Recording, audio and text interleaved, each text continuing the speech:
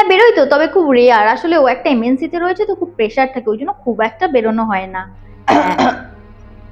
এই শোন না, আমি একটু পরে ফোন করছি তোকে। হ্যাঁ হ্যাঁ মা, কিছু বলবেন?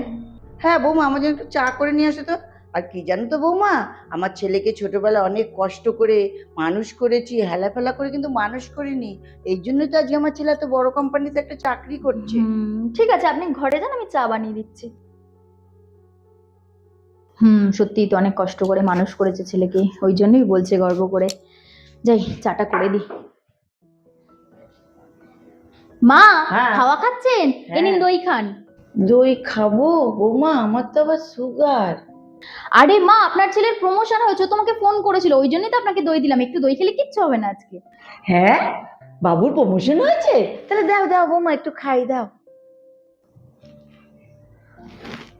জানো তো বৌমা, আমার ছেলেকে আমি অনেক কষ্ট করে মানুষ করেছি, তাই আমার ছেলে এত বড় কোম্পানিতে চাকরি পেয়েছে, আবার প্রমোশনও হয়েছে।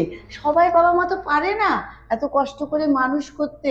যেমন দেখো, তুমি কোনো চাকরি বাকরিই পাওনি, এই জন্য তো তোমাকে আমি দোষ দিচ্ছি না বৌমা। হয়তো তোমার বাবা মার গাফিলতির জন্যই তুমি কোনো কাজ বাজ পাওনি, তোমাকে সেইভাবে মানুষ করতে পারিনি। তুমি কিছু কিন্তু মনে করো না, সেভাবে আমি তোমাকে কিছু বলিনি কিন্তু।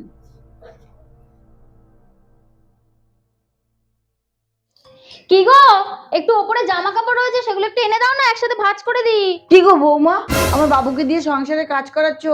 এত কষ্ট করে মানুষ করেছি, বড় কোম্পানিতে চাকরি করে, সংসারে কাজ করার জন্য? শুনুন মা, সব বাবা মাই তার ছেলে মেয়েকে কষ্ট করে মানুষ করে, শুধু আপনি একা নন। আর কোথায় লেখা আছে যে ছেলেরা বাইরে চাকরি করলে ঘরের কাজ করতে পারবে না? এরকম অনেক মেয়ে আছে যারা বাইরে চাকরি করে প্লাস ঘরের কাজও করে। কোথাও তো লেখা নেই যে মেয়েরাই শুধু ঘরের কাজ করবে। আর শুনুন, যুগ পাল্টেছে, সময় পাল্টেছে, একটু মেন্টালিটিটা পাল্টান। এই আপনাদের মতো মেন্টালিটি শাশুড়িদের সাথে এই জন্যই বৌমারা সংসার করতে পারে না। কি চোপ, আরে বাবা, কোনো কথা বলা যায় না।